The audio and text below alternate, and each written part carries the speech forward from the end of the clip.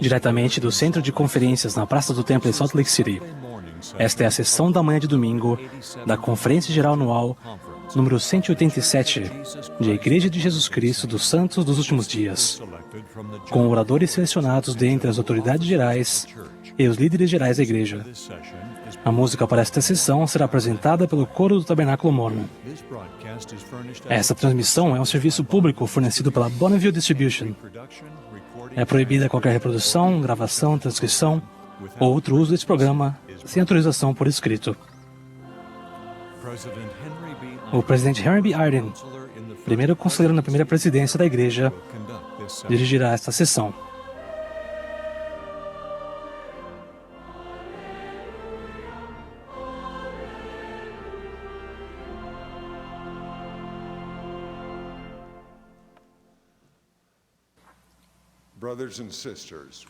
Irmãos e irmãs, sejam bem-vindos à sessão da manhã de domingo da Conferência Geral Anual número 187 de A Igreja de Jesus Cristo dos Santos dos Últimos Dias. Nesse belo dia, o presidente Monson pediu que eu dirigisse esta sessão.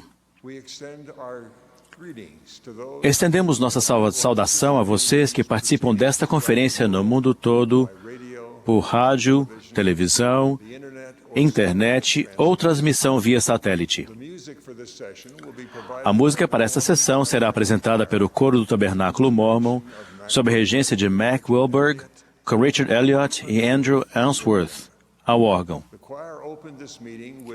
O coro deu início a esta sessão cantando Firme Segui, e agora vai nos agraciar com Alegres Cantemos. A oração de abertura será oferecida pela irmã Neil F. Marriott, segunda conselheira na Presidência Geral das Moças. E logo após o coro cantará Fala-se com Amor.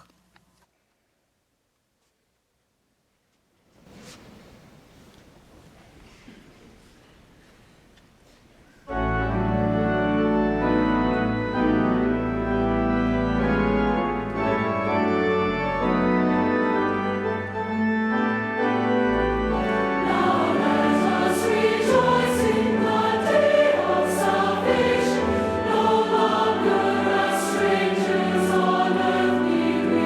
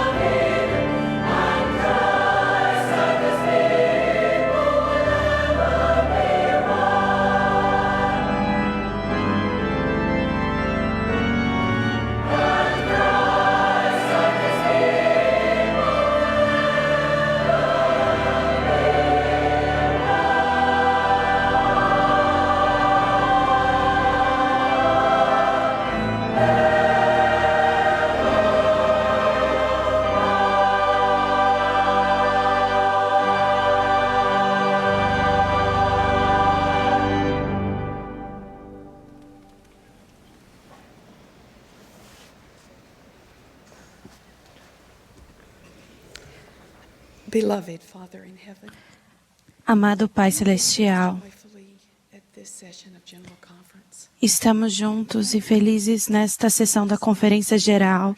Agradecemos pelo seu Filho Jesus Cristo e seu Evangelho restaurado. Thomas S. Monson. Somos gratos pelo presidente Thomas S. Monson. Father, to bless them in their mind. Pedimos que o Senhor o abençoe We pray for those em suas responsabilidades. who will speak this day to us, Agradecemos pelos oradores. that we will feel Eles oferecerão seu testemunho de um jeito que sentiremos seu Espírito. and with this Que fortaleçamos nossa fé em Jesus Cristo. each other to return. Que ajudemos uns aos outros para retornar ao seu lar. Dizemos essas coisas em nome de Jesus Cristo. Amém.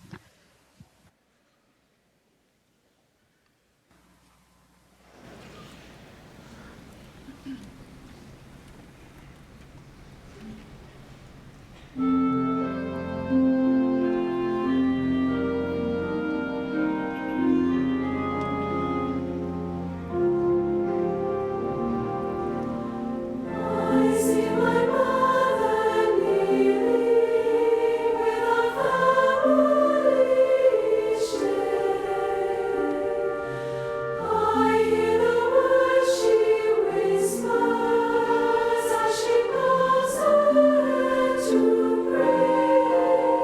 Her plea to the Father quiets all my fears, and I am thankful. Love is spoken and I am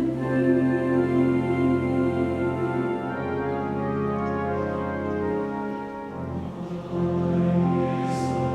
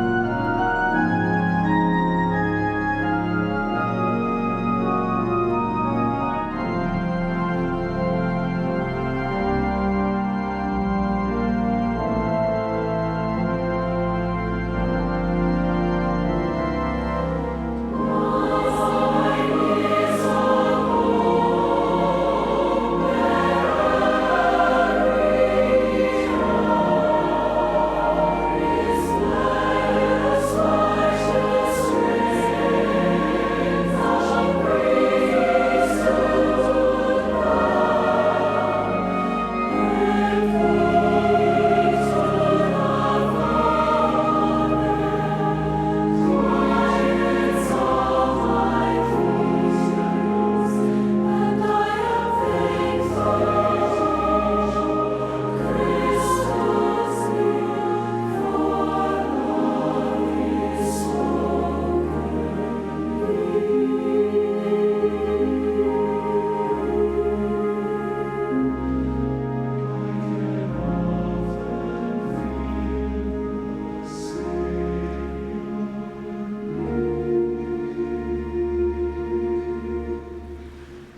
near, for love is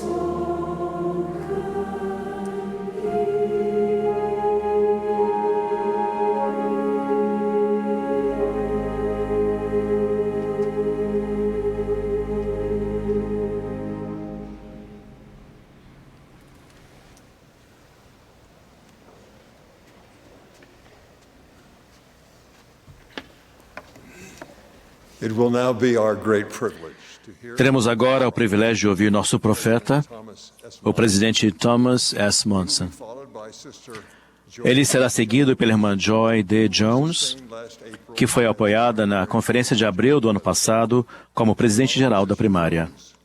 Após a irmã Jones, ouviremos o elder Yoon Won Choi, dos 70. Em seguida, o elder Ronald A. Rasband, do Colo dos 12 Apóstolos, falará a nós.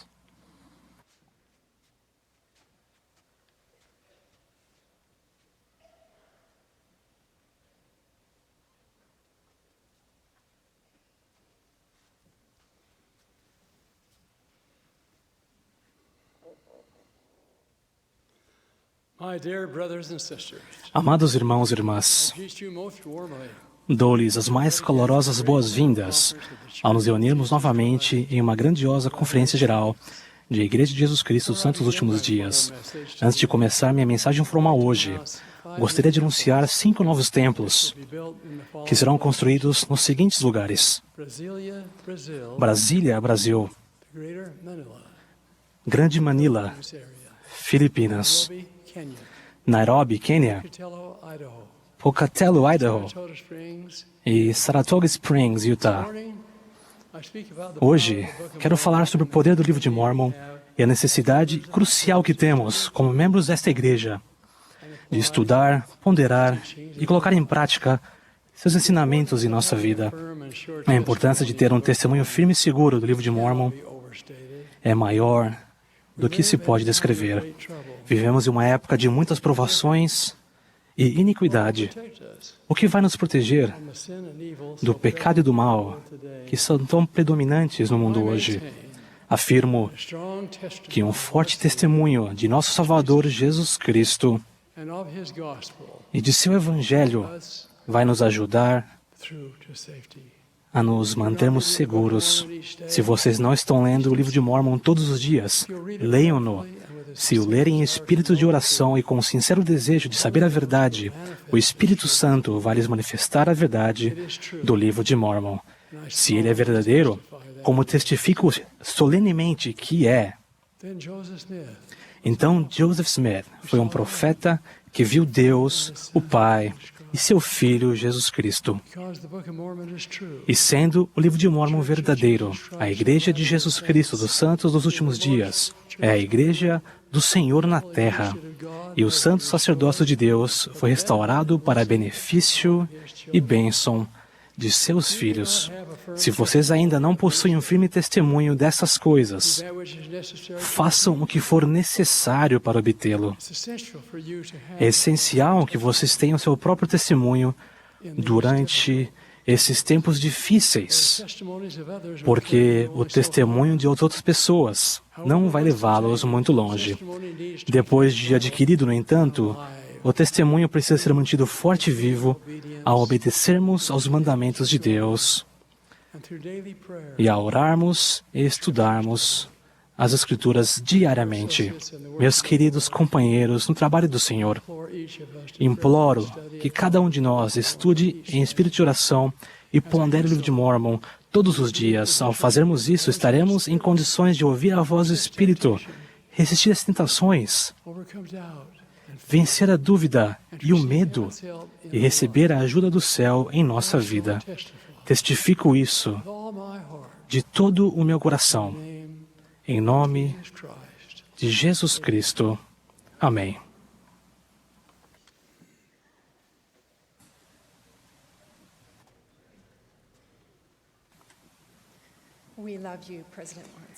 Nós o amamos, Presidente Monson. Há 1 ano e meio, o presidente Russell M. Nelson falou sobre a necessidade de ensinar e ajudar a criar uma geração resistente ao pecado. A expressão "uma geração resistente ao pecado" reverberou profundamente dentro de mim. Honramos as crianças que se esforçam por ter uma vida pura e obediente. Testemunhei a força de muitas crianças no mundo inteiro.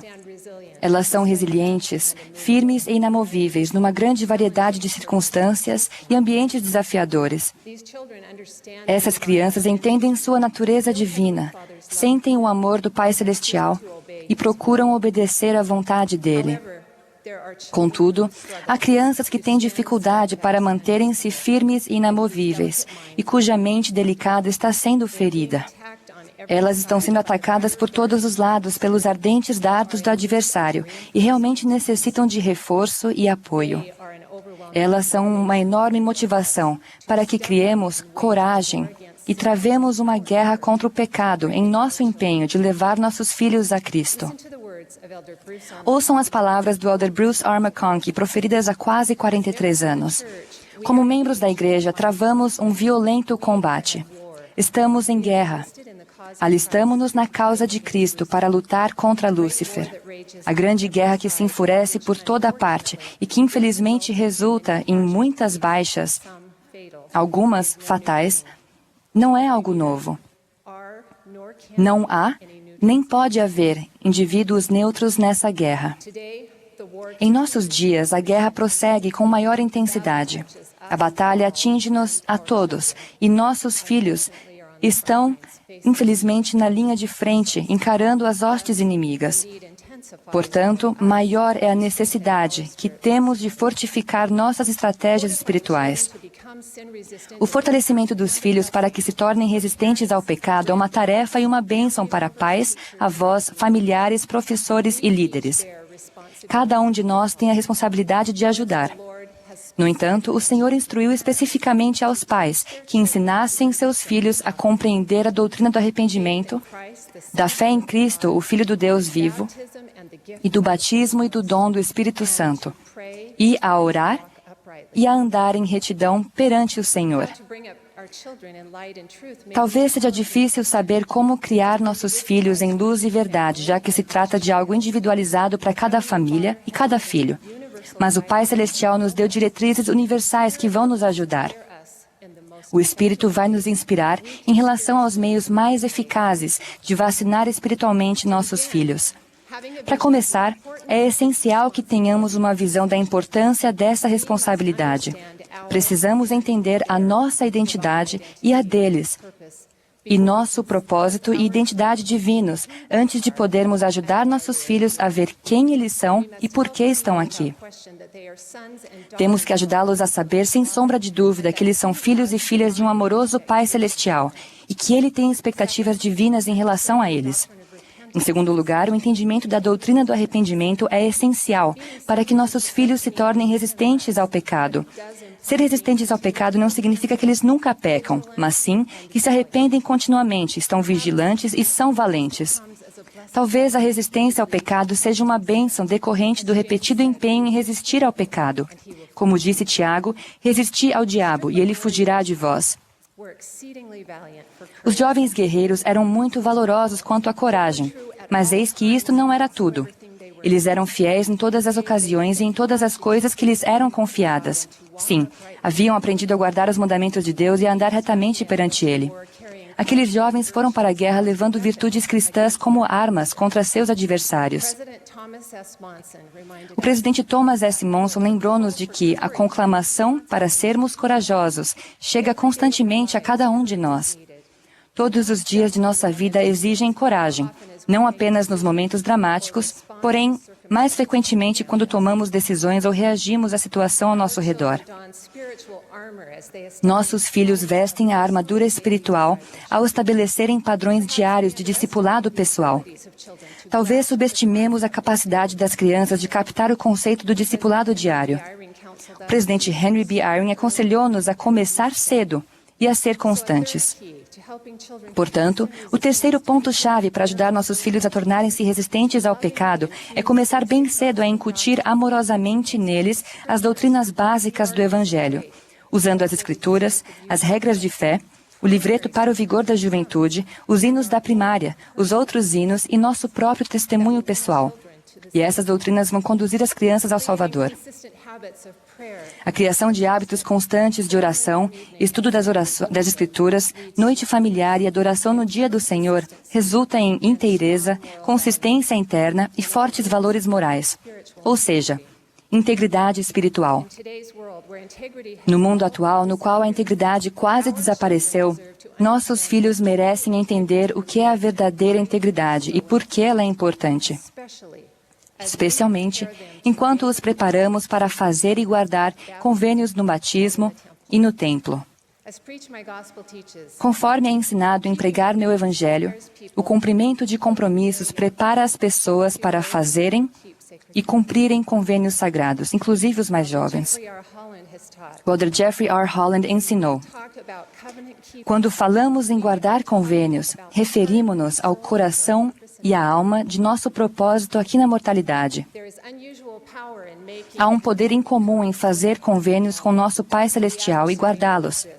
O adversário sabe disso. Por isso, ele obscureceu o conceito de fazer um convênio. Ajudar as crianças a entender, a fazer e a guardar convênios sagrados é outro ponto-chave para se criar uma geração resistente ao pecado. De que modo preparamos nossos filhos para fazer e guardar convênios sagrados ao trilharem o caminho dos convênios? Ensinar nossos filhos a cumprir promessas simples quando são jovens vai capacitá-los a guardar convênios sagrados mais tarde na vida. Deixe-me compartilhar um exemplo simples. Na noite familiar, um pai perguntou: como estamos nos saindo como família? Lizzie, de 5 anos, reclamou que seu irmão mais velho, Kevin, a provocava demais e magoava seus sentimentos. Kevin relutantemente admitiu que Liz estava certa. A mãe de Kevin perguntou o que ele poderia fazer para se dar melhor com a irmã. Kevin pensou e decidiu que prometeria a Lizzie passar um dia inteiro sem provocá-la. No fim do dia seguinte, quando todos se reuniram para a oração familiar, o pai perguntou ao Kevin como ele tinha se saído. A resposta dele foi: pai, eu cumpri minha promessa. Lizzie concordou alegremente. A família deu os parabéns ao Kevin. A mãe de Kevin então sugeriu que, se ele conseguira cumprir sua promessa por um dia, por que não por 2 dias? Kevin concordou em tentar novamente. 2 dias se passaram e ele teve sucesso em cumprir sua promessa. Lizzie ficou ainda mais grata. Quando o pai perguntou por que ele estava cumprindo tão bem suas promessas, Kevin disse: cumpri minha promessa porque eu disse que ia cumprir. Uma sucessão de pequenas promessas cumpridas conduz à integridade.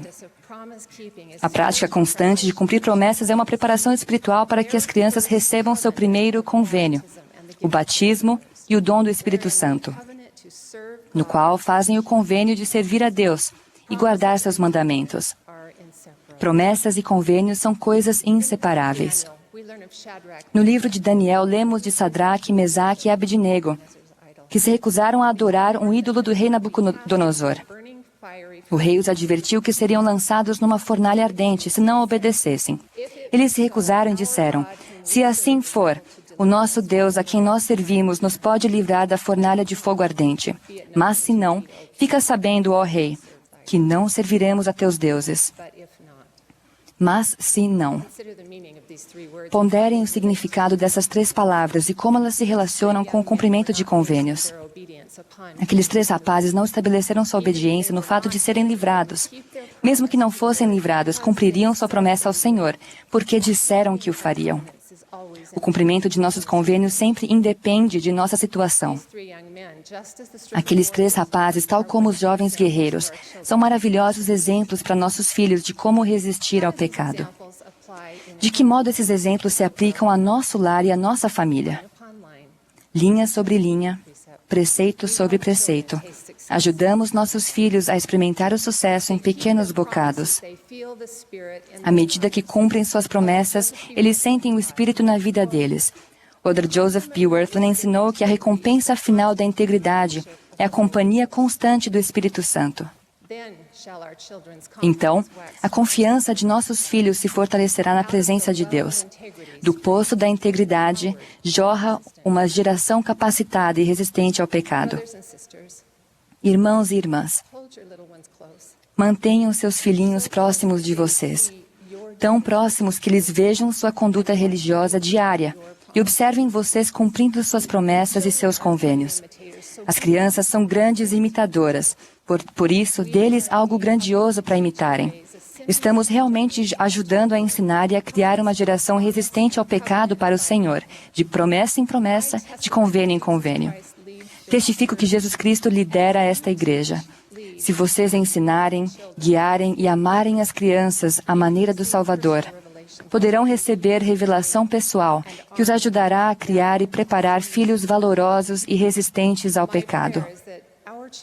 Minha oração é que nossos filhos façam eco às palavras de Nefe. Far-me-ás tremer à vista do pecado? Testifico que nosso Salvador expiou os pecados do mundo, porque Ele disse que o faria, e que Ele nos ama mais do que nós, meros mortais, podemos compreender, porque Ele disse que o faria. Em nome de Jesus Cristo, amém.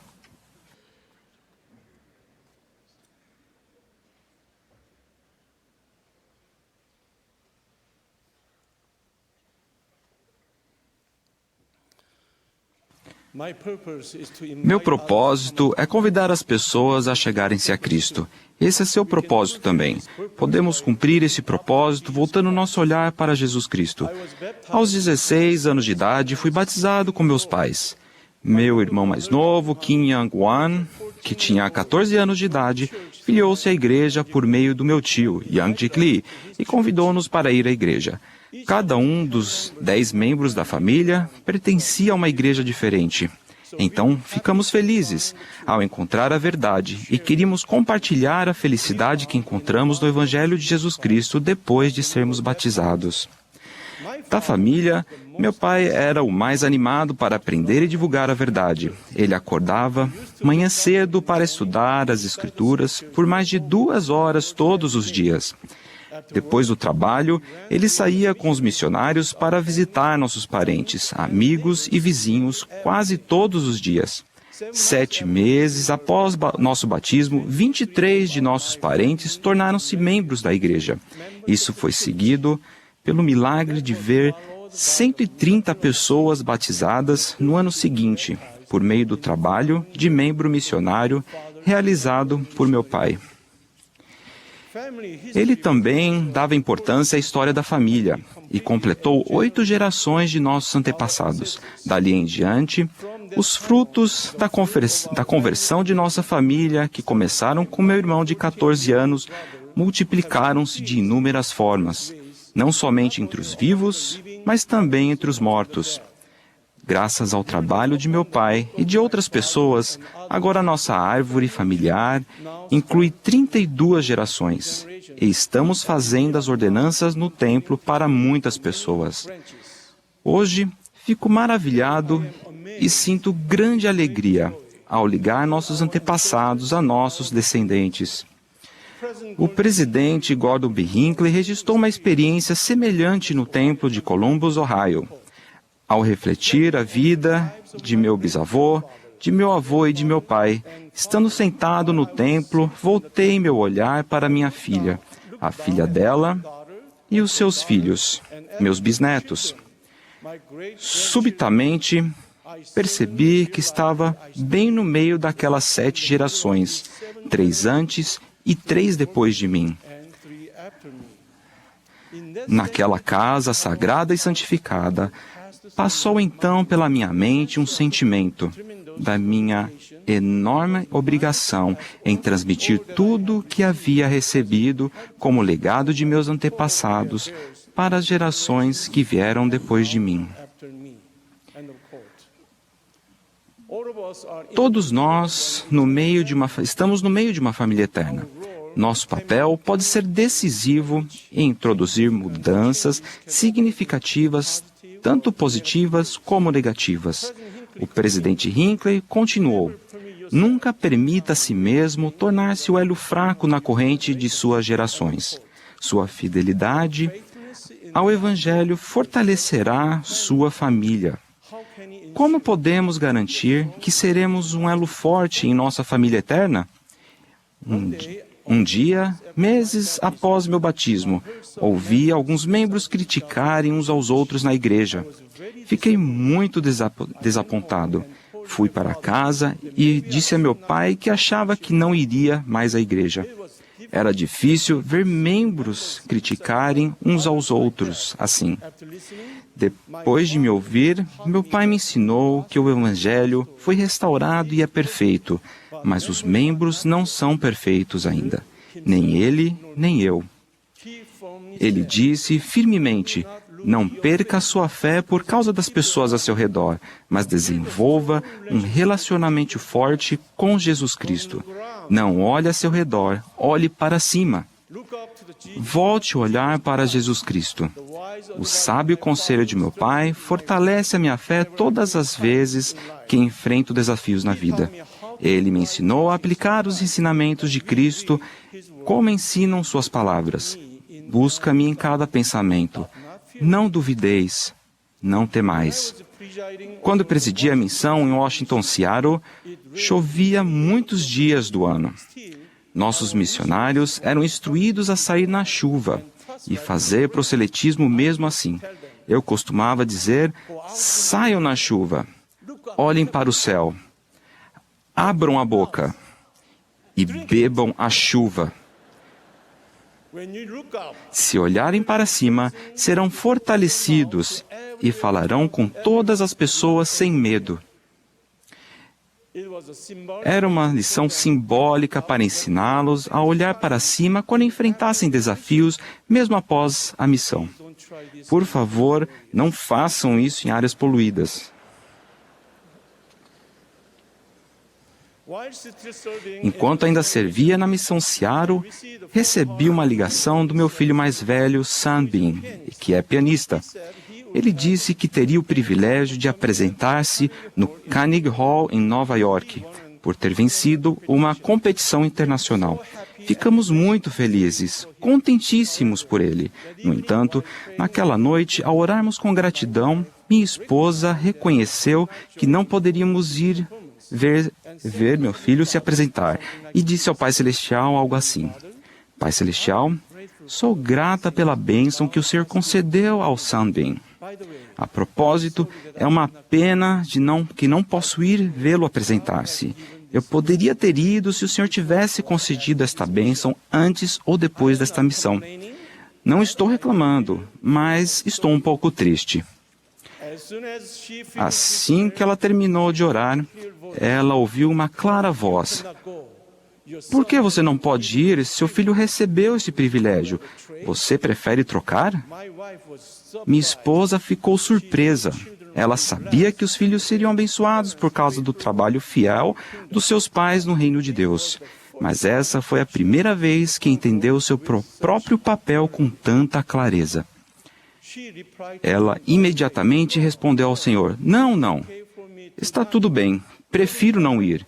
Permita que ele tenha essa honra. Caros irmãos e irmãs, não é fácil reconhecer o amor do Pai Celestial quando olhamos ao nosso redor com os nossos olhos terrenos, porque vemos primeiro as inconveniências, as perdas, os fardos e a solidão. Por outro lado, podemos ver as bênçãos futuras quando olhamos para cima. O Senhor revelou, e quando recebemos uma bênção de Deus, é por obediência à lei na qual ela se baseia. A todos que embarcam em qualquer parte no serviço de Deus, saibam que vocês são uma conexão sólida, por meio da qual aqueles que já viveram e as próximas gerações receberão grandes bênçãos. Hoje, sou grato por ver que muitos membros de minha família seguem fielmente no caminho do convênio, e fico triste ao imaginar que alguém da família não siga esse caminho. O elder M. Russell Ballard disse: se vocês decidirem ficar inativos ou sair da igreja restaurada, a Igreja de Jesus Cristo dos Santos dos Últimos Dias, para onde irão? O que vão fazer? A decisão de não andar mais com os membros da igreja e com os líderes escolhidos do Senhor terá um impacto de longo alcance que nem sempre pode ser visto neste momento. O presidente Thomas S. Monson nos incentivou: escolhamos sempre fazer o certo mais difícil, em vez de fazer o errado mais fácil. Nunca é tarde para voltar nosso olhar para Jesus Cristo. Seus braços estão sempre abertos para nós. As gerações passadas e futuras que dependem de nós para seguir Jesus Cristo, a fim de que fazemos parte da família eterna de Deus. Quando fui desobrigado de meu chamado de presidente da estaca, meus filhos ficaram contentes por poderem passar mais tempo comigo. 3 semanas depois, fui chamado como 70. No começo, achei que eles talvez estivessem decepcionados, mas a resposta humilde de meu filho mais novo foi: Pai, Não se preocupe. Somos uma família eterna. Que verdade simples e clara. Eu fiquei meio preocupado porque olhei ao meu redor, pensando apenas nesta vida mortal. Mas meu filho estava feliz, porque não olhou ao redor, mas olhou para cima, para a eternidade e para os propósitos do Senhor. Nem sempre é fácil olhar para cima quando nossos pais se opõem ao Evangelho, quando somos membros de uma unidade pequena da igreja, quando nosso cônjuge não é membro, quando continuamos solteiros apesar de nossos esforços para casar, quando um filho se afastou, quando criamos os filhos sozinhos, sem a ajuda de um cônjuge, quando encontramos obstáculos físicos e emocionais, ou quando somos vítimas de um desastre e assim por diante. Agarrem-se à sua fé nesses momentos difíceis. Olhem para Cristo para terem força, equilíbrio para serem curados. Por meio do poder da expiação de Jesus Cristo, todas as coisas contribuirão para seu bem. Presto o testemunho de Jesus Cristo, que Ele é nosso Salvador e Redentor. Quando seguimos nosso profeta vivo, o presidente Thomas S. Monson, voltamos o olhar para Jesus Cristo. Quando oramos e estudamos as Escrituras diariamente e tomamos sinceramente o sacramento todas as semanas, adquirimos força para manter o olhar sempre voltado para Ele. Sou feliz por ser membro desta igreja e fazer parte de uma família eterna. Amo levar este magnífico Evangelho a outras pessoas. Convidar outras pessoas a virem em Cristo é nosso propósito, e podemos cumprir este propósito voltando nosso olhar para Jesus Cristo. Testifico humildemente dessas coisas, em nome de Jesus Cristo. Amém.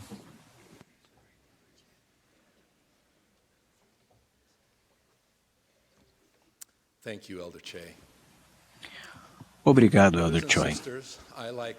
Irmãos e irmãs, assim como vocês, reconheço que estamos vendo a obra do Senhor ser acelerada por meio do presidente Thomas S. Monson e de sua mensagem hoje.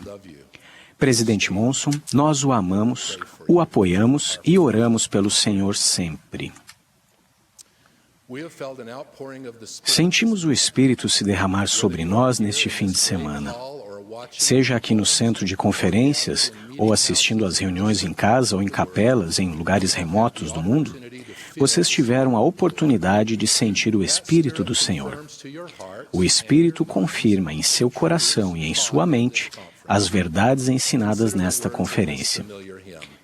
Pense nas palavras deste conhecido hino. Santo Espírito de Deus, testifica de Jesus. O caminho vem mostrar que nos leva ao céu e à luz. Pelas revelações destes últimos dias, aprendemos que a Trindade é composta por 3 seres distintos e separados: o Pai Celestial, seu Filho unigênito Jesus Cristo e o Espírito Santo. Sabemos que o Pai tem um corpo de carne e ossos, tão tangível como o do homem. O Filho também, mas o Espírito Santo não tem um corpo de carne e ossos, mas é um personagem de espírito. Se assim não fora, o Espírito Santo não poderia habitar em nós. O tema de minha mensagem é a importância do Espírito Santo em nossa vida. Nosso Pai Celestial sabia que enfrentaríamos desafios, tribulações e incertezas na mortalidade. Sabia que iríamos nos debater com dúvidas, frustrações, tentações e fraquezas. A fim de nos fortalecer e nos dar orientação divina na mortalidade, Ele preparou o Santo Espírito, ou Espírito Santo. O Espírito Santo nos liga ao Senhor. Sua responsabilidade divina é testificar e nos inspirar, ensinar e incentivar a andar na luz do Senhor. Temos a sagrada responsabilidade de aprender a reconhecer sua influência em nossa vida e agir de acordo. Lembrem-se da promessa do Senhor: dar-te-ei do meu Espírito, o qual iluminará tua mente e encher-te-á a alma de alegria. Adoro essa afirmação. A alegria que enche a alma traz consigo uma perspectiva eterna, que contrasta com a vida cotidiana. Essa alegria é a paz em meio às dificuldades e tristezas. Ela traz consolo e coragem, revela as verdades do Evangelho e aumenta nosso amor a Deus e a seus filhos. Embora essas bênçãos sejam muito necessárias, sob muitos aspectos, o mundo as esqueceu e as abandonou.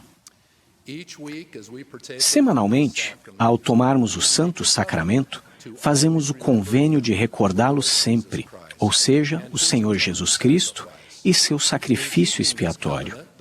É-nos prometido que, se guardarmos esse convênio sagrado, poderemos ter sempre conosco o seu Espírito. Como fazemos isso? Em primeiro lugar, nos esforçamos para ser dignos do Espírito.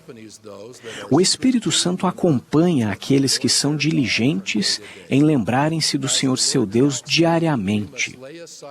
Como o Senhor aconselhou, devemos deixar as coisas deste mundo e buscar as coisas de um melhor, pois o Espírito do Senhor não habita em templos impuros. Devemos sempre procurar obedecer às leis de Deus, estudar as Escrituras, orar, frequentar o templo e ser fiéis à 13ª regra de fé: ser honestos, verdadeiros, castos, benevolentes, virtuosos e fazer o bem a todos os homens. Em segundo lugar, precisamos desejar receber o Espírito. O Senhor prometeu: eis que eu te falarei em tua mente e em teu coração, pelo Espírito Santo, que virá sobre ti e que habitará em teu coração. Comecei a entender essa promessa quando era um jovem missionário em Scotch Plains, New Jersey. Numa quente manhã de julho, meu companheiro e eu fomos inspirados a visitar alguém cuja referência havíamos recebido da Praça do Templo. Assim batemos à porta da senhora Elwood Sheffer, dona da casa. Educadamente pediu que fôssemos embora.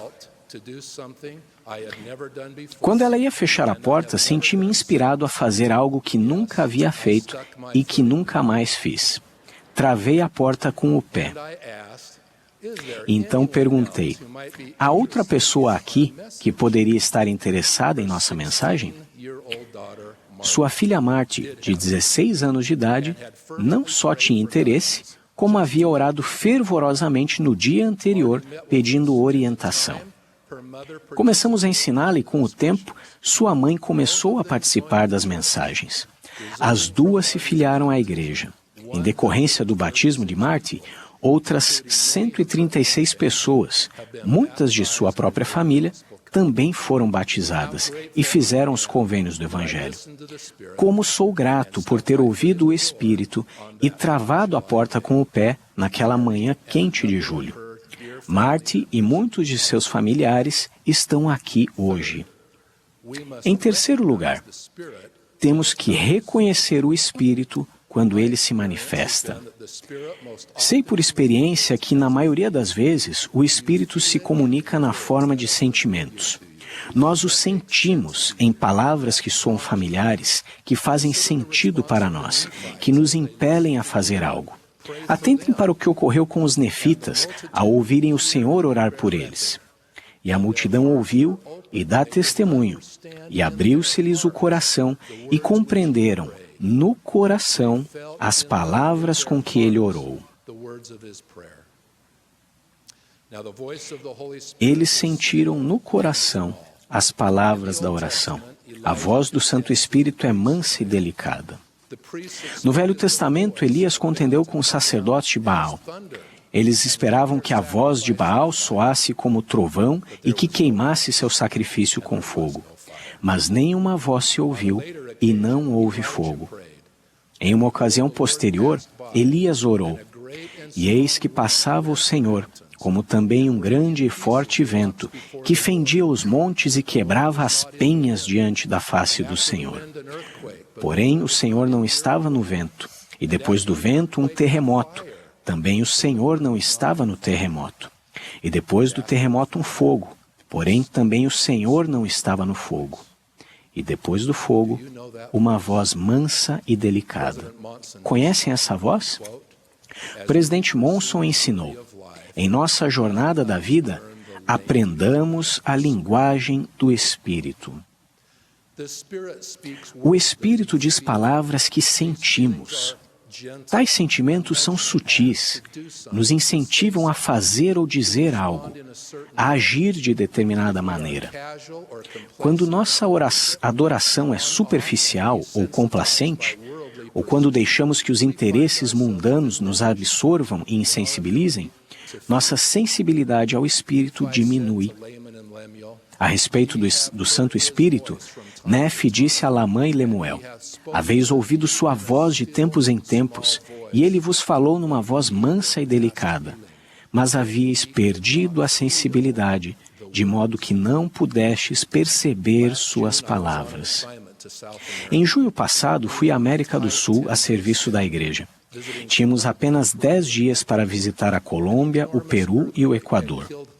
Um enorme terremoto havia matado centenas de pessoas, ferido outras milhares e danificado ou destruído lares e comunidades nas cidades de Porto Viejo e Manta, no Equador. Senti-me inspirado a adicionar ao nosso cronograma uma visita aos membros daquelas cidades. Devido aos estragos nas rodovias, não tínhamos certeza de que chegaríamos lá. Na verdade, fomos avisados de que não era possível chegar lá, mas a inspiração persistia, e sendo assim, fomos abençoados e conseguimos visitar as 2 localidades. Como a visita foi organizada de última hora, eu esperava a presença de apenas uns poucos líderes do sacerdócio em cada reunião. No entanto, em cada sede de estaca que visitamos, a capela estava lotada até o palco. Estavam presentes alguns dos membros mais fortes da região, os pioneiros que haviam se apegado à igreja e incentivado outros a adorar com eles e sentir o Espírito na própria vida.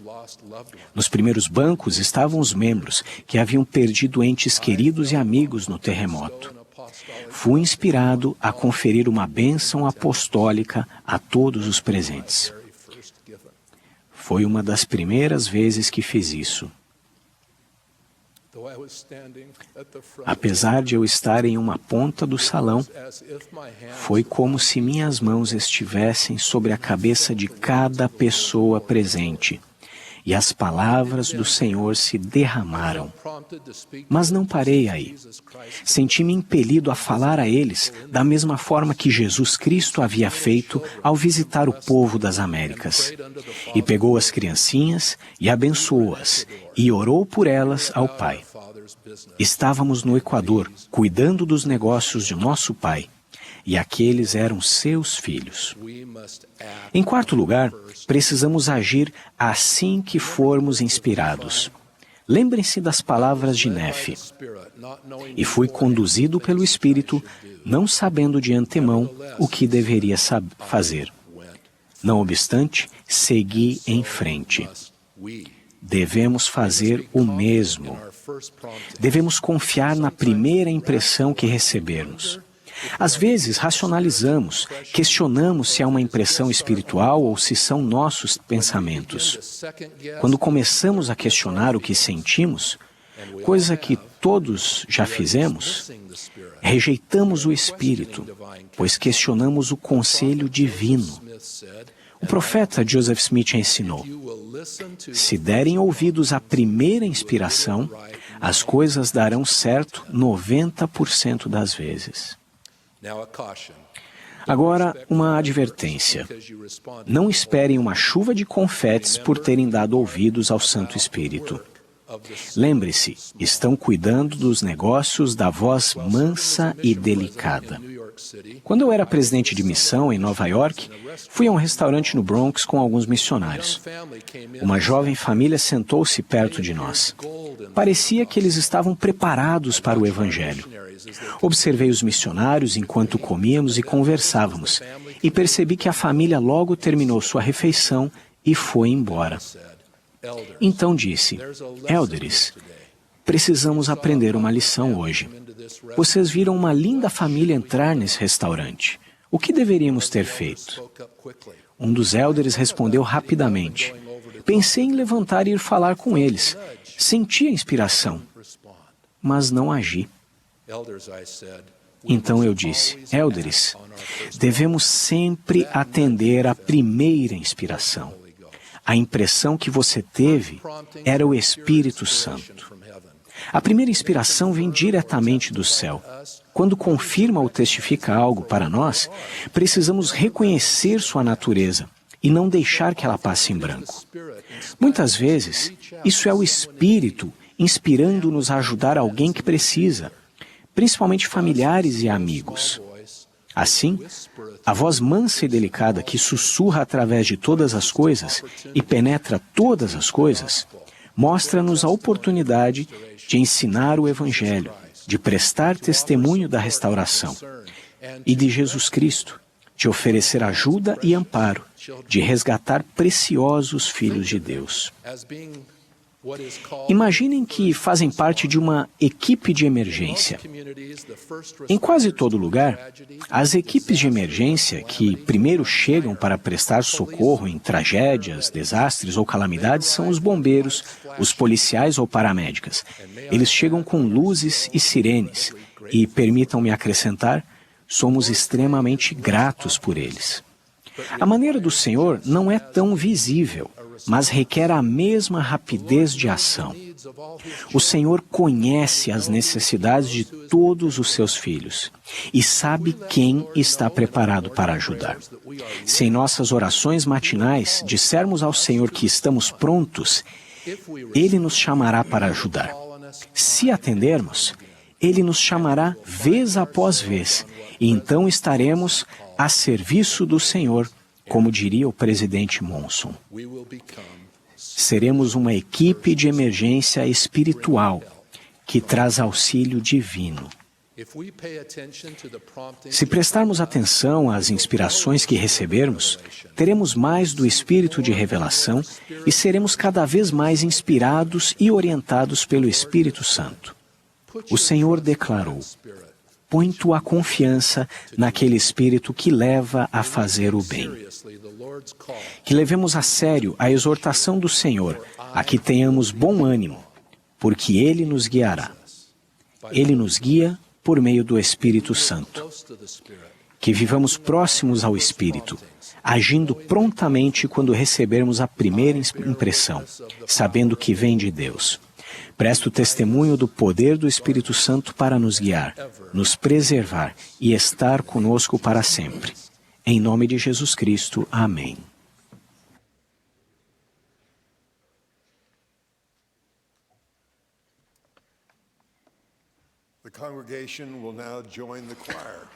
O coro e a congregação agora cantarão juntos Vinde, ó Filhos de Deus, do Senhor, número 27.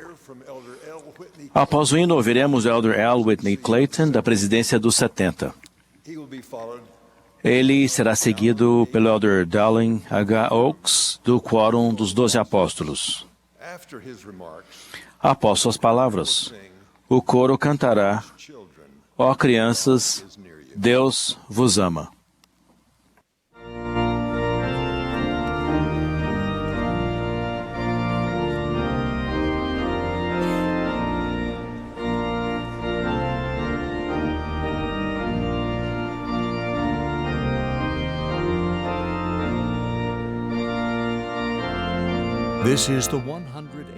Esta é a Conferência Geral Anual número 187 da Igreja de Jesus Cristo dos Santos dos Últimos Dias.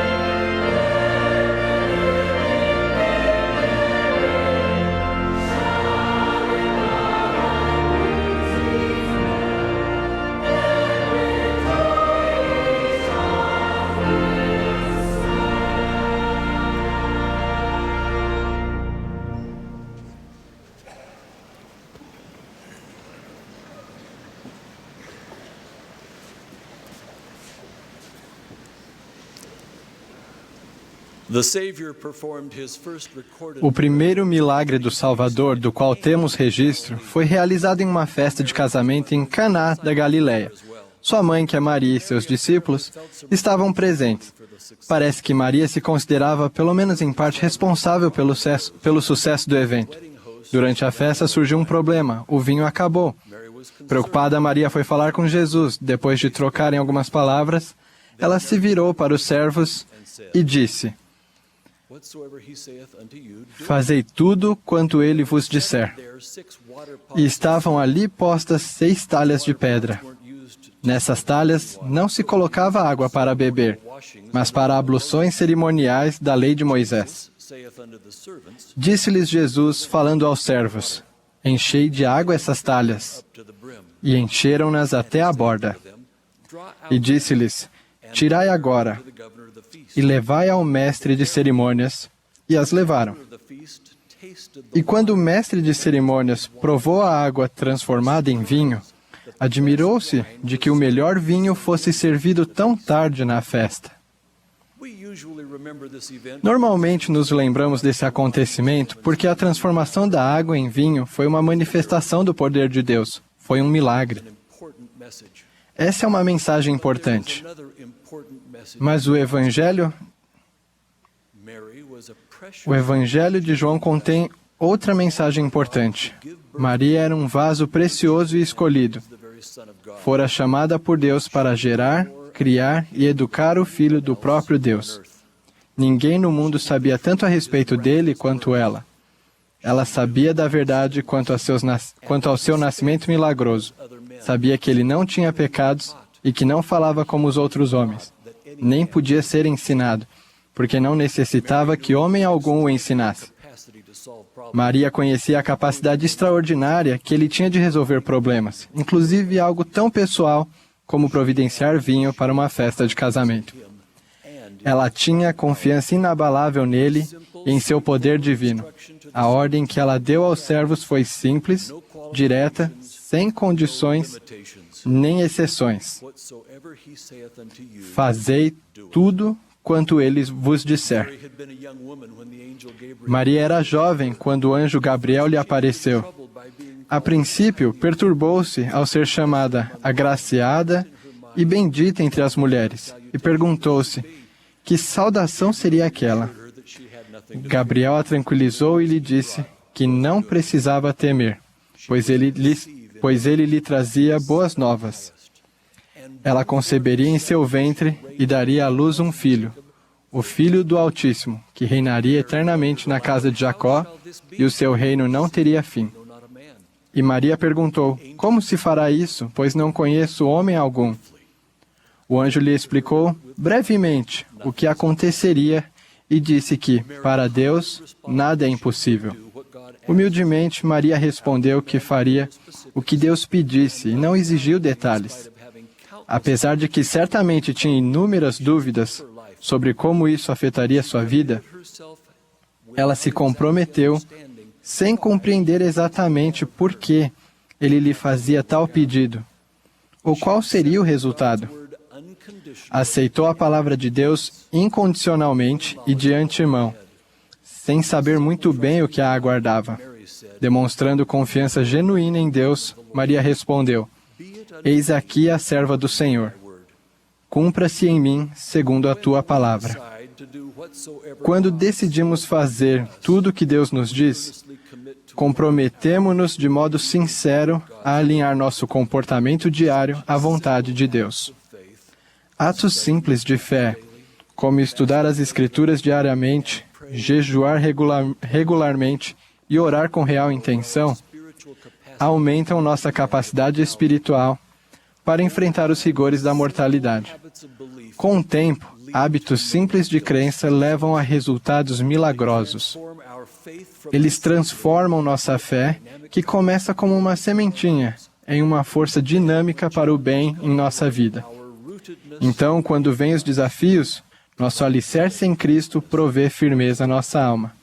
Deus nos ampara em nossas fraquezas, intensifica nossas alegrias e faz com que todas as coisas contribuam juntamente para o nosso bem. Há alguns anos conversei com um jovem bispo que toda semana dedicava horas aconselhando os membros da ala. Ele fez uma observação marcante. Os problemas enfrentados pelos membros da ala eram os mesmos dos membros da igreja em toda a parte. Eram questões relativas a tornar o casamento feliz, a dificuldade de equilibrar o trabalho, a família e os deveres da igreja, a palavra de sabedoria, ao emprego, pornografia ou ao sentimento de paz quanto a uma norma ou questão histórica da igreja que não conseguiam entender. Com muita frequência, ele aconselhava os membros a voltar aos hábitos simples de fé, como estudar o livro de Mórmon todos os dias, como fomos aconselhados pelo presidente Monson a fazer, pagar o dízimo e servir na igreja com dedicação. No entanto, frequentemente, a reação dos membros era de ceticismo. Não concordo com você, bispo. Todo mundo sabe que essas coisas são boas e devem ser feitas. Falamos delas na igreja o tempo todo, mas não sei se o Senhor me entendeu. O que essas coisas têm a ver com os problemas que eu estou enfrentando? Boa pergunta. Há tempos, observo que as pessoas que fazem essas coisas, pequenas e simples, ou seja, que são obedientes em coisas aparentemente pequenas, são abençoadas com fé e forças maiores do que esses atos de obediência em si, e que, na verdade, podem parecer não ter nada a ver com eles. Pode parecer difícil ver a relação entre atos básicos de obediência diária e a solução para os grandes e complexos problemas que enfrentamos. Mas essa relação existe. Sei por experiência própria que colocar em ordem esses pequenos hábitos diários é a melhor forma de nos fortalecermos para enfrentar os problemas da vida, quaisquer que sejam. Ainda que pareçam insignificantes ou sem relação alguma com os problemas específicos que nos angustiam, graças aos pequenos atos de fé, somos abençoados em tudo o que fazemos. Pensem em Naamã, chefe do exército da Síria, e homem forte e valoroso, porém leproso.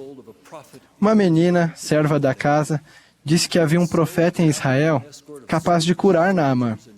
Assim ele foi a Israel levando presentes e estando acompanhado de servos e soldados. E por fim chegou à casa de Eliseu.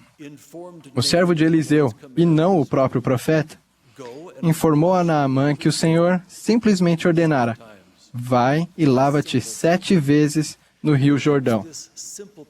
Uma coisa simples. É possível que ao grande guerreiro esse simples remédio tenha parecido tão ilógico, simplório e indigno, que sua simples sugestão tenha sido ofensiva. Para Naamã, as instruções de Eliseu no mínimo não faziam sentido, e ele voltou-se e se foi com indignação. No entanto, seus servos falaram a ele com mansidão e observaram que ele teria feito alguma grande coisa se ele tivesse pedido. Acrescentaram que uma vez que lhe fora pedido algo pequeno, por que não o faria, mesmo sem entender o motivo? Naamã reconsiderou sua primeira reação, e talvez cético, mas obediente, desceu e mergulhou no Jordão 7 vezes, e foi milagrosamente curado. Às vezes somos logo recompensados pela obediência. Outras vezes, isso só ocorre depois de sermos provados. Na Pérola de Grande Valor, lemos sobre a incansável diligência de Adão em guardar o mandamento de fazer sacrifício. Quando o anjo perguntou a Adão por que ele oferecia sacrifício, ele respondeu: eu não sei, exceto que o Senhor me mandou. O anjo lhe explicou que os sacrifícios eram a semelhança do sacrifício do unigênito do Pai. Mas, aparentemente, essa explicação só veio após Adão demonstrar, por muitos dias, sua dedicação em obedecer ao Senhor, sem saber por que ele deveria oferecer aqueles sacrifícios, ao que tudo indica, por anos. Deus sempre nos abençoará se formos constantes na obediência a seu Evangelho e na lealdade à sua Igreja. Mas Ele raramente nos mostra com antecedência o momento em que receberemos essas bênçãos. Ele não nos mostra o quadro completo logo de início. É aí que entram a fé, a esperança e a confiança no Senhor. Deus pede que tenhamos paciência, que confiemos nele e que o sigamos. Ele nos exorta: não disputei porque não vedes. Ele nos admoesta a não esperar que as soluções e as respostas caiam do céu. As coisas dão certo quando permanecermos firmes durante a prova de nossa fé, por mais difícil que essa prova seja, ou por mais que a resposta demore a chegar. Não falo de obediência cega, mas da prudente confiança no perfeito amor do Senhor e no conhecimento de que Ele nos abençoará na hora certa. A prova de nossa fé sempre implicará em permanecermos firmes ao praticar diariamente os atos simples de fé. Só então, Ele promete que receberemos a resposta divina que tanto procuramos. Só depois de provarmos nossa disposição em fazer o que Ele pede, sem exigir saber quando, por quê e como, colheremos a recompensa de nossa fé e de nossa diligência. E paciência e longanimidade. A verdadeira obediência aceita os mandamentos de Deus incondicionalmente e de antemão. Seja consciente ou inconscientemente, todos nós escolhemos todos os dias a quem servimos. Demonstramos nossa determinação em servir ao Senhor por meio de nossa fidelidade, em praticar diariamente atos de devoção. O Senhor promete que endireitará nossas veredas, mas para isso, precisamos ter confiança nele, pois Ele é o caminho. Devemos encher nossas talhas até a borda. Quando confiamos nele e o seguimos, assim como a água se transformou em vinho, nossa vida se transforma. Nós nos transformamos em algo melhor do que seria possível de outra forma. Confiem no Senhor e façam tudo quanto Ele lhe disser. Em nome de Jesus Cristo. Amém.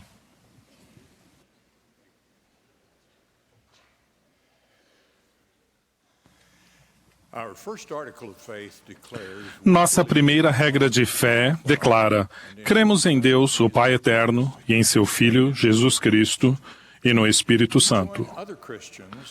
Podemos nos unir a quase todos os cristãos nessa crença em um Pai, um Filho e um Espírito Santo. Mas o que sabemos sobre eles é diferente das crenças de outras pessoas. Não acreditamos no que o mundo cristão chama de a doutrina da Santa Trindade.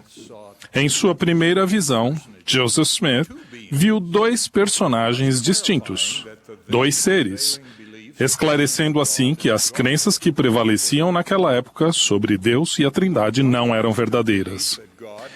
Em contraste à crença de que Deus é um mistério incompreensível e desconhecido, acreditamos que a verdade sobre a natureza de Deus e nosso relacionamento com Ele é conhecida, e esse conhecimento é fundamental para tudo mais em nossa doutrina. A Bíblia registra a oração intercessória de Jesus, em que ele declarou que a vida eterna é esta, que te conheçam a ti só, por único Deus verdadeiro, e a Jesus Cristo, a quem enviaste. O esforço para conhecer a Deus e sua obra começou antes da mortalidade e não terminará aqui. O profeta Joseph Smith ensinou: só muito tempo depois de termos passado pelo véu é que aprenderemos todos os princípios da exaltação. Edificamos sobre o conhecimento que adquirimos no mundo espiritual pré-mortal.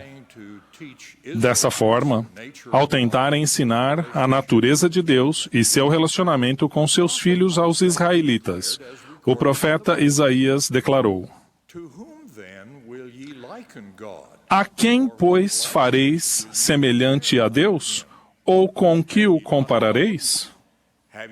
Portanto, não sabeis, portanto, não ouvis, ou desde o princípio se vos não notificou, ou não compreendestes a fundação da terra? Compreendemos que esses três membros da Trindade são seres separados e distintos. Por meio do ensinamento deixado por Joseph Smith, sabemos que o Pai tem um corpo de carne e ossos tão tangível como o do homem. O Filho também, mas o Espírito Santo não tem um corpo de carne e ossos, mas é um personagem de espírito. Se assim não fora, o Espírito Santo não poderia habitar em nós. A respeito da posição suprema de Deus, o Pai, dentro da Trindade, bem como as respectivas funções que cada um desempenha, o profeta Joseph Smith ensinou: toda pessoa que viu o céu aberto sabe que há três personagens no céu que possuem as chaves de poder e que uma preside tudo. Esses personagens são chamados Deus, o primeiro, o Criador, Deus, o segundo, o Redentor, e Deus, o terceiro, a testemunha ou testificador. O encargo do Pai é presidir como chefe ou presidente, Jesus como mediador e o Espírito Santo como testificador ou testemunha. Entendemos nosso relacionamento com os membros da Trindade por meio do que é revelado sobre o plano de salvação. Dúvidas como: de onde viemos? Por que estamos aqui? E para onde vamos? São respondidas no que as Escrituras chamam de plano de salvação, grande plano de felicidade ou plano de redenção. O Evangelho de Jesus Cristo é essencial para esse plano. Como filhos espirituais de Deus, em uma existência antes da mortalidade, desejamos nosso destino de vida eterna. Mas tínhamos progredido o máximo que podíamos sem uma experiência mortal em um corpo físico. Para proporcionar essa oportunidade, o Pai Celestial presidiu a criação deste mundo, onde, privados de nossa lembrança do que precedeu nosso nascimento mortal, foi possível que provássemos nossa disposição de guardar seus mandamentos e de vivenciar e crescer por meio de outros desafios da vida mortal. Mas no decorrer dessa experiência mortal, e como resultado da queda de nossos primeiros pais, sofreríamos a morte espiritual pelo afastamento da presença de Deus, seríamos manchados pelo pecado e nos tornaríamos sujeitos à morte física. O plano do Pai previu e proporcionou os meios de vencermos todas essas barreiras. Sabendo o propósito do grande plano de Deus, vamos considerar agora as respectivas funções dos três membros da Trindade nesse plano. Começaremos com um ensinamento da Bíblia. No final de sua segunda epístola aos Coríntios, o apóstolo Paulo fez esta referência quase improvisadamente à Trindade do Pai, Filho e Espírito Santo. A graça do Senhor Jesus Cristo e o amor de Deus e a comunhão, ou companheirismo, do Espírito Santo sejam com vós todos. Essa escritura bíblica representa a Trindade e referencia o essencial e motivador amor de Deus, o Pai, a missão misericordiosa e salvadora de Jesus Cristo e a comunhão do Espírito Santo. Tudo começa com Deus, o Pai. Embora saibamos relativamente pouco sobre Ele, o que sabemos é crucial para compreendermos sua posição suprema, nosso relacionamento com Ele e seu papel ao supervisionar o plano de salvação, a criação e tudo o que aconteceu depois. como o elder Bruce R. McConkie escreveu antes de sua morte. No sentido mais importante da palavra, há apenas um Deus vivo e verdadeiro. Ele é o Pai, o Todo-Poderoso Elohim, o Ser Supremo, o Criador e Soberano do Universo. Ele é o Deus e Pai de Jesus Cristo, bem como Pai de todos nós. O presidente David O. McKay ensinou que a primeira verdade fundamental defendida por Jesus Cristo era esta: que atrás de tudo, acima de tudo e sobre todas as coisas, há Deus, o Pai, Senhor do céu e da terra. O que sabemos sobre a natureza de Deus, o Pai, é em grande parte o que podemos aprender com o ministério e os ensinamentos de seu Filho unigênito, Jesus Cristo. Como o elder Jeffrey R. Holland ensinou, um dos propósitos primordiais do ministério de Jesus foi revelar aos seres mortais como é Deus, o nosso Pai eterno, revelar e dar-nos a conhecer a verdadeira natureza de seu Pai, o nosso Pai celestial. A Bíblia contém um testemunho apostólico de que Jesus era a expressa imagem da pessoa de seu Pai, que simplesmente detalha o próprio ensinamento de Jesus que quem vê a mim, vê o Pai. Deus o Pai é o Pai de nosso espírito. Somos seus filhos. Ele nos ama e tudo o que Ele faz é para nosso benefício eterno. Ele é o autor do plano de salvação e é por meio de seu poder que o plano alcança seus propósitos para a glória eterna de seus filhos. Para os seres mortais, o membro mais visível da Trindade é Jesus Cristo. Uma grande declaração doutrinária da primeira presidência de 1909 declara que ele é o primogênito de todos os filhos de Deus, o primogênito no Espírito e o unigênito na carne. O Filho, o maior de todos, foi escolhido pelo Pai para cumprir o plano do Pai, para exercer o poder do Pai para criar mundos sem número e para salvar os filhos de Deus da morte por meio de sua ressurreição e do pecado por meio de sua expiação. Esse sacrifício divino é precisamente chamado de o ato central de toda a história da humanidade. Naquelas ocasiões especiais e sagradas em que Deus, o Pai, pessoalmente apresentou o Filho, ele disse: "Este é meu Filho amado, a ele ouvi." Assim, é Jesus Cristo, o Jeová, o Senhor Deus de Israel, que fala com os profetas e por intermédio deles. Então, quando Jesus apareceu aos nefitas após sua ressurreição, ele se apresentou como o Deus de toda a terra. Por essa razão, Jesus fala com frequência aos profetas do livro de Mórmon e aos santos dos últimos dias como o Pai e o Filho. Um título explicado na exposição doutrinária inspirada da primeira presidência há apenas 100 anos. O terceiro membro da Trindade é o Espírito Santo, também conhecido como o Santo Espírito, o Espírito do Senhor e o Consolador. Ele é um membro da Trindade que é o agente da revelação pessoal. Por ser um personagem de espírito, ele pode habitar em nós e cumprir o papel essencial de comunicador entre o Pai e o Filho e os filhos de Deus na terra. Muitas escrituras ensinam que sua missão é testificar do Pai e do Filho. O Salvador prometeu que o Consolador ensinará todas as coisas, trará todas as coisas à nossa lembrança e nos guiará em toda a verdade. Portanto, o Espírito Santo nos ajuda a discernir entre a verdade e a mentira, nos guia em nossas maiores decisões e nos ajuda por meio dos desafios da mortalidade. Ele também é o meio pelo qual somos santificados, ou seja, limpos e purificados do pecado.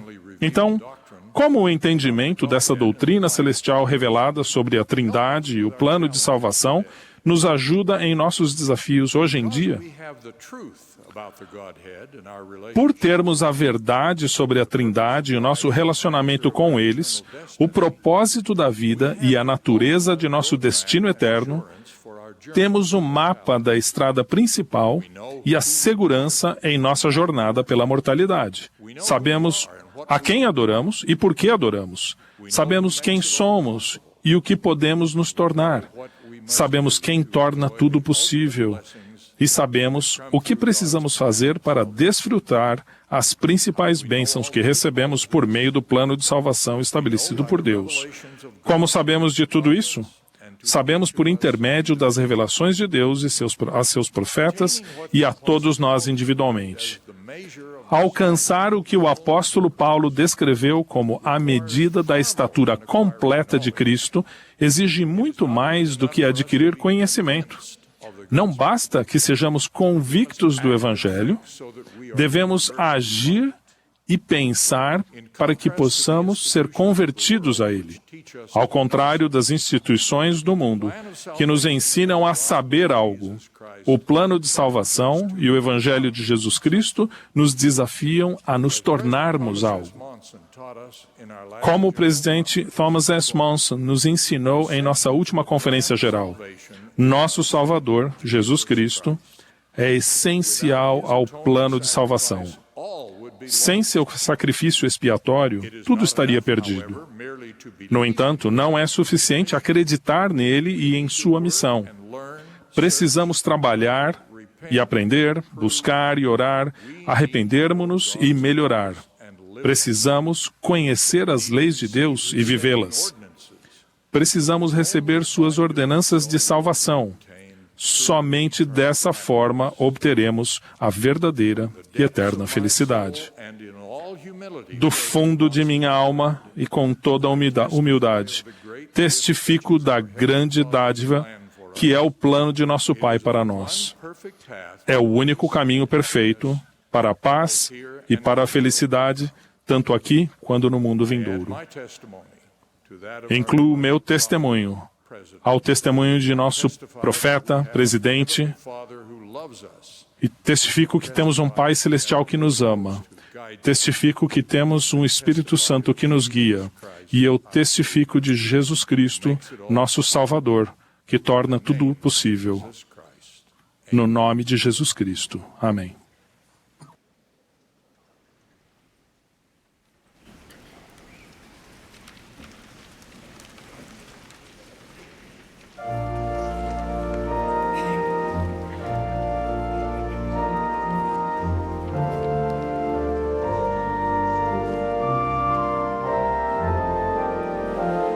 Dearest children, God is near.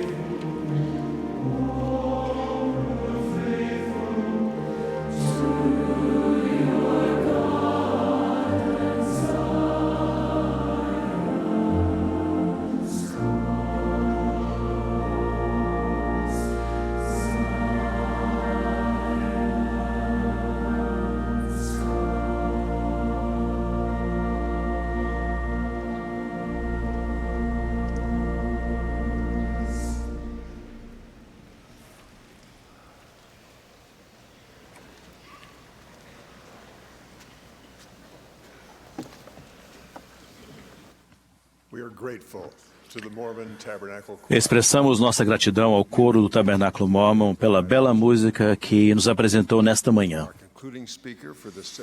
O último orador desta sessão será o presidente Dieter F. Uchtdorf, segundo conselheiro na primeira presidência. Após as palavras do presidente Uchtdorf, o coro encerrará esta reunião cantando No Monte a Bandeira. A oração de encerramento será oferecida pelo Elder Richard J. Maines, da presidência dos 70.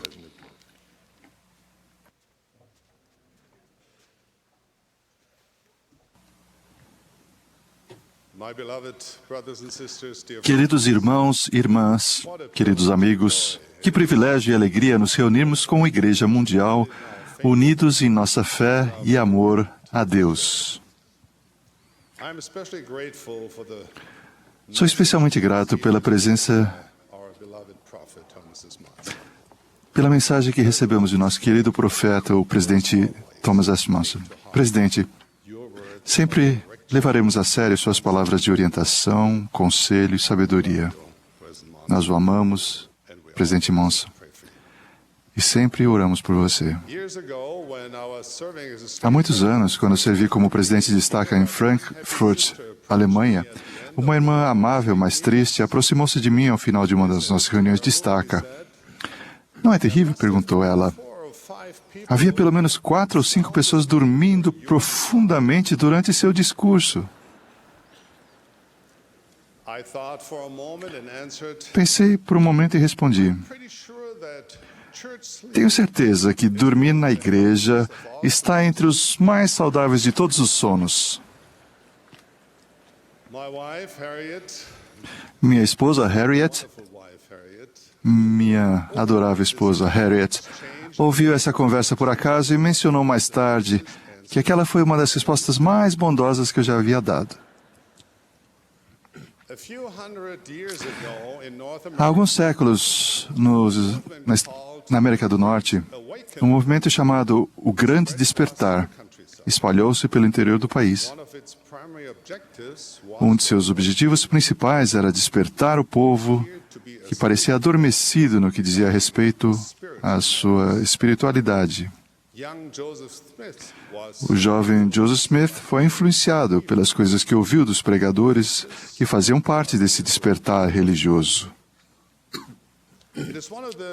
Essa foi uma das razões pelas quais ele decidiu buscar sinceramente a vontade do Senhor por meio de uma oração individual.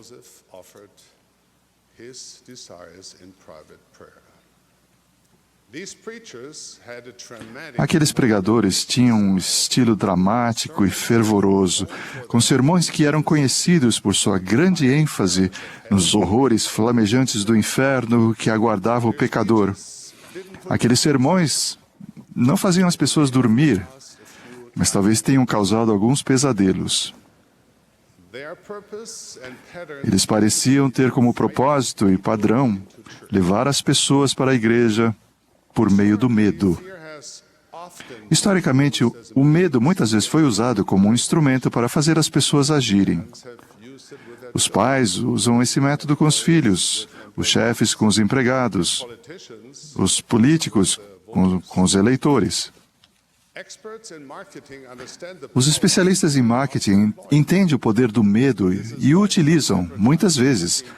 É por isso que algumas propagandas parecem passar a mensagem implícita de que, se não comprarmos a marca certa de pasta de dentes, ou se não comermos determinados biscoitos, ou correremos o risco de ter uma vida lastimável e de morrer sozinhos e infelizes.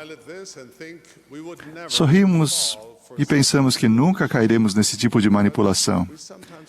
Mas às vezes caímos. Pior ainda, às vezes usamos métodos semelhantes para fazer com que os outros façam o que queremos. Minha mensagem hoje tem 2 propósitos. O primeiro é fazer um apelo para que façamos uma reflexão e consideremos o quanto nós usamos o medo para motivar os outros, inclusive a nós mesmos. O segundo é sugerir um jeito melhor. Primeiro, vamos falar sobre o problema do medo. Afinal de contas, quem nunca foi compelido pelo medo a comer melhor, a usar o cinto de segurança, a fazer mais exercícios, a guardar dinheiro ou até a arrepender-se do pecado? O medo pode, de fato, ter uma forte influência sobre nossas ações e nosso comportamento. Mas essa influência tende a ser temporária e superficial. O medo raramente tem o poder de mudar o coração e jamais nos transformará em pessoas que amam o que é certo e querem obedecer ao Pai Celestial. As pessoas que têm medo podem dizer e fazer as coisas certas, mas elas não sentem o que é certo. Muitas vezes elas sentem impotentes e ficam ressentidas, até mesmo iradas. Com o passar do tempo, esses sentimentos levam à desconfiança, à oposição e até mesmo à rebeldia. Infelizmente, essa maneira errônea de viver e liderar não se limita ao mundo secular. Fico triste quando ouço a respeito de membros da igreja que exercem domínio injusto, seja em casa, nos chamados da igreja, no trabalho ou em seu relacionamento com o próximo, no cotidiano. Com frequência, essas mesmas pessoas talvez condenem o bullying nos outros, mas não percebem que estão fazendo o mesmo. Exigem a observância de suas próprias leis arbitrárias, mas quando os outros não seguem essas regras aleatórias, essas pessoas os perseguem verbal, emocional e até fisicamente. O Senhor disse que quando exercemos controle ou domínio ou coação sobre a alma dos filhos dos homens em qualquer grau de iniquidade, os céus se afastam e o Espírito do Senhor se magoa. Pode haver momentos em que sejamos tentados a justificar nossas ações, achando que o fim justifica os meios. Podemos até pensar que se controlarmos, manipularmos e formos duros com as pessoas, isso será bom para elas. Não. Não será bom, porque o Senhor foi claro ao dizer que o fruto do Espírito é caridade, alegria, paz, longanimidade, benignidade, bondade, fé, mansidão e temperança. Quanto mais conheço o Pai Celestial, mais vejo como Ele inspira e guia seus filhos. Ele não é um Deus furioso, vingativo e retaliador. Seu verdadeiro propósito, sua obra e sua glória é nos guiar, exaltar e conduzir à sua plenitude. Deus descreveu a si mesmo para Moisés, como um Deus misericordioso e piedoso, tardio em irar-se e grande em benevolência e verdade. O amor do Pai Celestial por nós, seus filhos, vai muito além de nossa capacidade de compreensão. Será que isso significa que Deus fecha os olhos ou faz vista grossa para as condutas contrárias aos seus mandamentos? Não. Com certeza não. Mas Ele quer mudar mais do que o nosso comportamento. Ele quer mudar nossa própria natureza. Quer mudar nosso coração. Ele quer que seguremos a barra de ferro com firmeza e enfrentemos nossos medos e prossigamos com bravura no caminho estreito e apertado. Ele deseja isso para nós porque nos ama e porque esse é o caminho para a felicidade.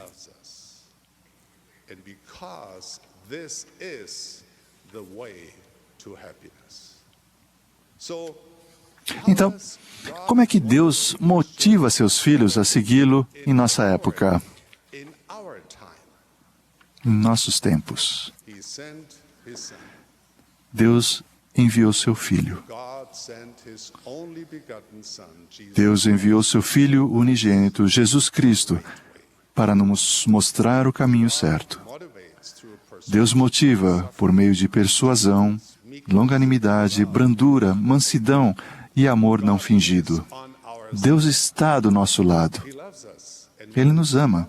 E quando tropeçamos, Ele quer que levantemos, tentemos de novo e nos tornemos mais fortes. Ele é nosso mentor. Ele é a nossa grande e acalentada esperança. Ele deseja motivar-nos com fé. Ele confia que aprenderemos por meio de nossos erros e que faremos escolhas corretas.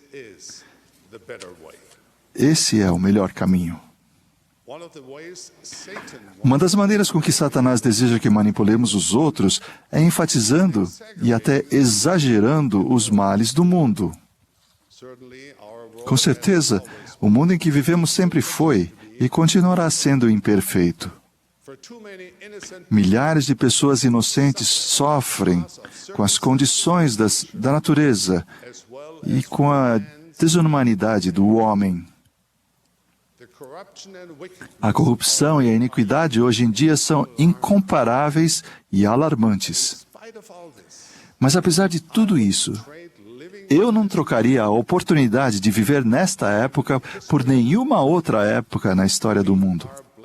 Somos abençoados de maneira imensurável por vivermos numa época de prosperidade, esclarecimento e vantagens sem precedentes. Acima de tudo, somos abençoados com a plenitude do Evangelho de Jesus Cristo, que nos dá uma perspectiva única dos perigos do mundo e nos mostra como evitá-los ou como lidar com eles. Quando penso nessas bênçãos, tenho vontade de me ajoelhar e elevar minha voz em louvores e gratidão a nosso Pai Celestial por seu infinito amor por seus filhos. Não acredito que Deus queira que seus filhos sintam medo ou fiquem focados nos males do mundo. Porque Deus não nos deu o espírito de temor, mas de fortaleza e de amor e de moderação. Ele nos deu inúmeras razões para nos regozijarmos. Apenas precisamos encontrá-las e reconhecê-las. O Senhor nos lembra muitas vezes para não nos inquietar, não nos afligir, ter bom ânimo e não temer, pequeno rebanho. Irmãos e irmãs, somos o pequeno rebanho do Senhor. Somos os santos dos últimos dias. Herdamos com esse nome o compromisso de aguardar com expectativa pela volta do Salvador e de prepararmos a nós mesmos e o mundo para recebê-lo. Portanto, que sirvamos a Deus e amemos o nosso próximo. Que façamos isso com confiança natural, com humildade, nunca menosprezando nenhuma outra religião ou grupo de pessoas. Irmãos e irmãs, recebemos o mandamento de estudar a palavra de Deus e de dar ouvidos à voz do Espírito para que conheçamos os sinais dos tempos e os sinais da vinda do Filho do Homem. Portanto, não somos ignorantes no que diz respeito aos desafios do mundo e temos consciência das dificuldades de nossa época.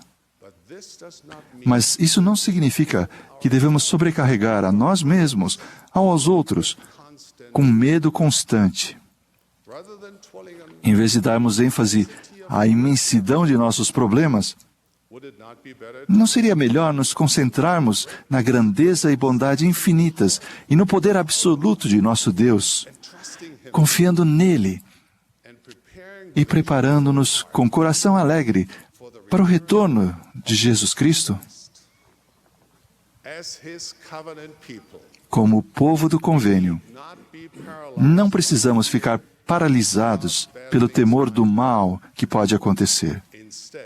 Em vez disso, sigamos adiante com fé, coragem, determinação e confiança em Deus, enfrentando os desafios e aproveitando as oportunidades que aparecerem. Não trilhamos o caminho do discipulado sozinhos. O Senhor teu Deus vai contigo. Não te deixará, nem te desamparará. O Senhor pelejará por vós, e vós vos calareis. Em face do medo, ganhemos coragem, encontremos fé e confiemos de maneira inabalável na promessa de que toda a ferramenta preparada contra nós não prosperará. Vivemos em uma época de perigos, violência e ansiedade? É claro que sim. O próprio Deus disse: no mundo tereis aflição, mas tende bom ânimo. Eu venci o mundo.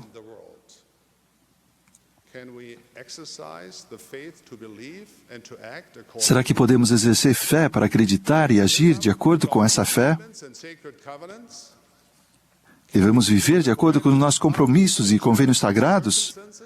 Guardamos os mandamentos de Deus mesmo em circunstâncias desafiadoras?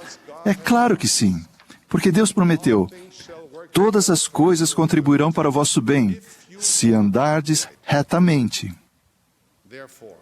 Portanto, deixemos de lado nossos temores e vivamos com alegria, humildade, esperança e uma destemida confiança de que o Senhor está conosco.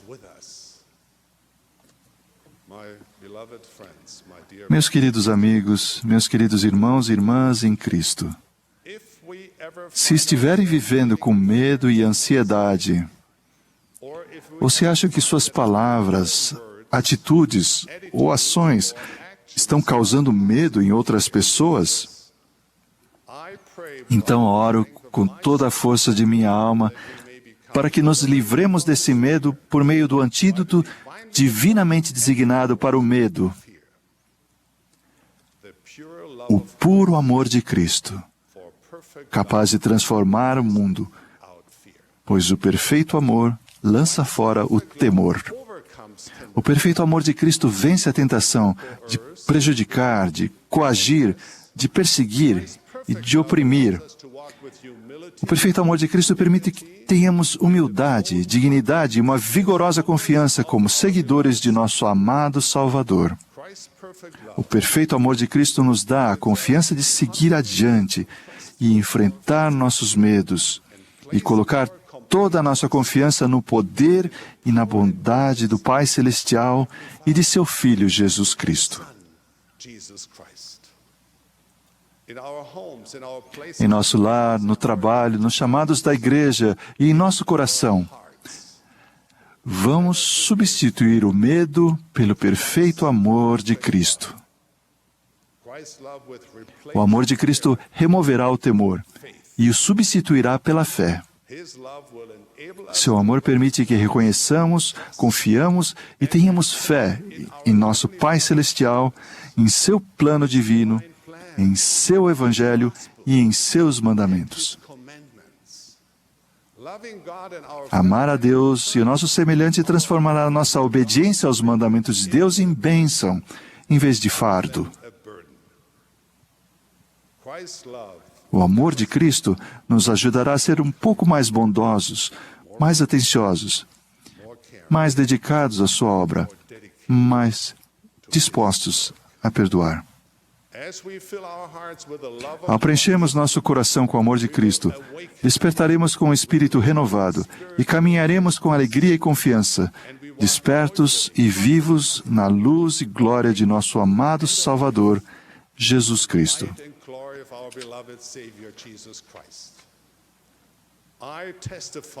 Testifico, como o apóstolo João, que não há temor no amor de Cristo. Irmãos e irmãs, queridos amigos, Deus os conhece perfeitamente.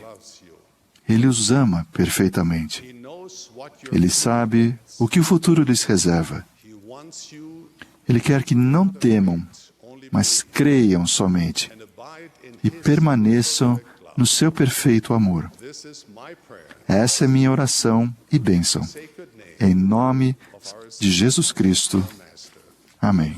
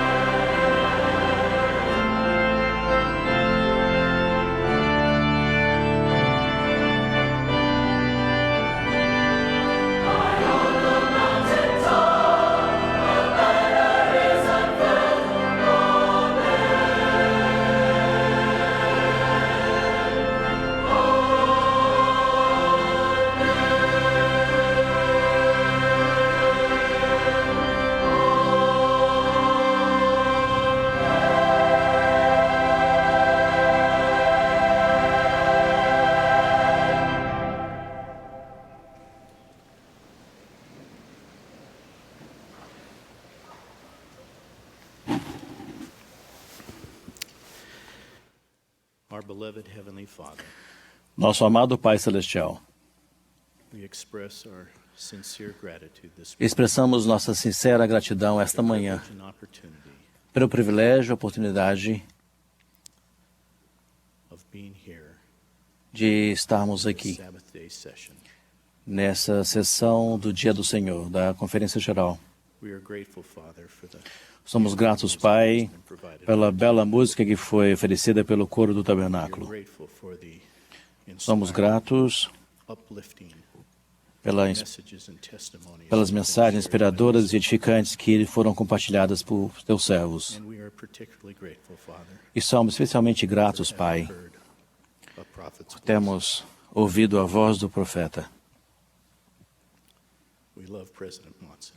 Nós amamos o presidente Monson. Somos gratos por seu conselho com relação ao livro de Mormon e pelo anúncio que ele fez dos novos templos.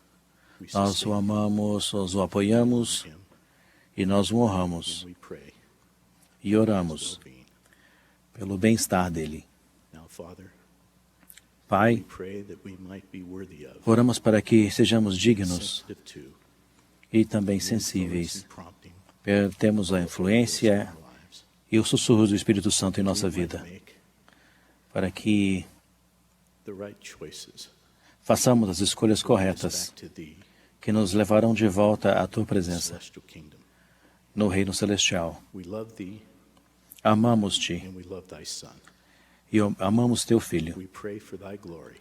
Oramos por Tua glória e pela glória de Teu Filho, no nome de Jesus Cristo. Amém.